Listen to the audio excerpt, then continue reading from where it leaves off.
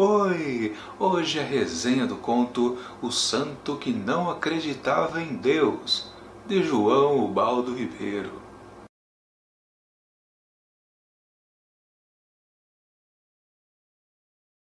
Um pescador está em seu pequeno barco ali no meio de um rio.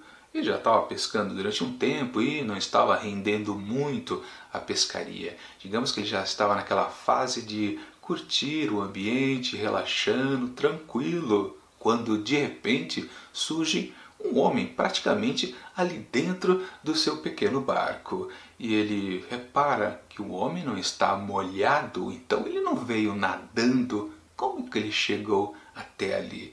Bom, nada mais, nada menos, esse homem simplesmente é Deus.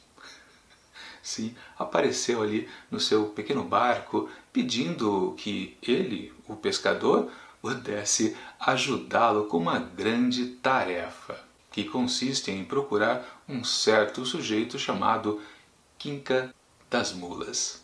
Claro que o pescador ficou questionando se realmente aquele sujeito ali, Sequinho da Silva, era realmente Deus. Mas eu vou parar de contar a história por aí, porque senão estraga a experiência de quem ainda pretende ler este conto.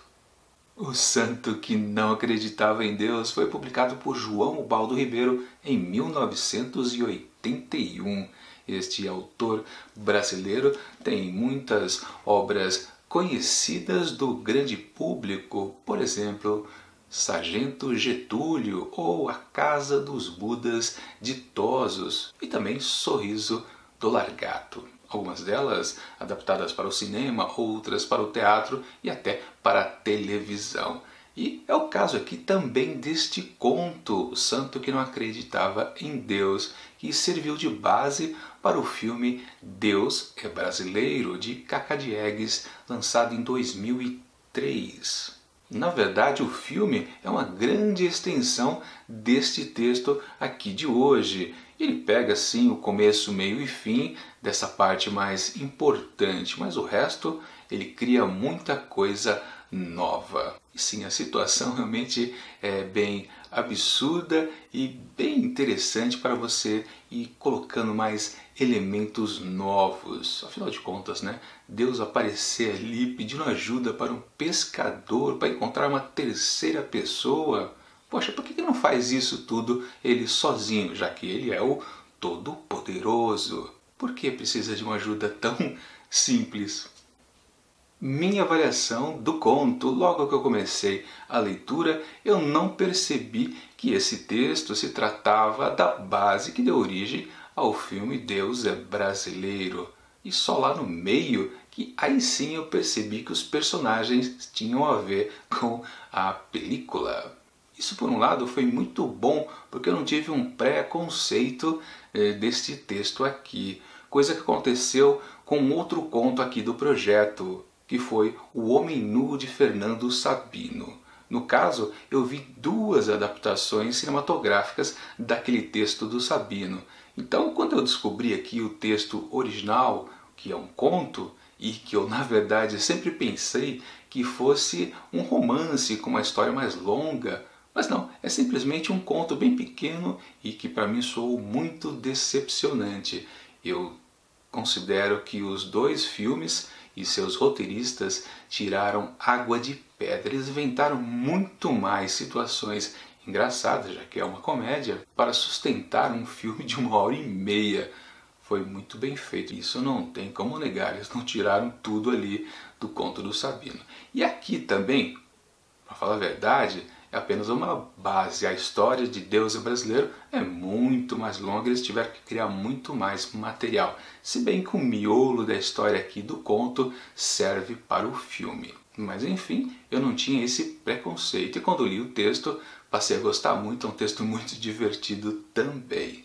Mas eu preciso também dizer de uma parte ruim aqui do texto, que é justamente o seu começo, onde temos a presença apenas ainda do pescador. É muito maçante, porque ele se vale de muitos termos técnicos ou típicos, né, da pescaria. digamos, os dizeres populares, né? Então, às vezes você não entende direito o que ele está querendo dizer ali, se ele está se referindo a peixe ou aos instrumentos que se utilizam na pescaria. Um negócio muito difícil. E curioso, depois que Deus aparece, todo esse papo de pescador, em termos técnicos eu diria, desaparece.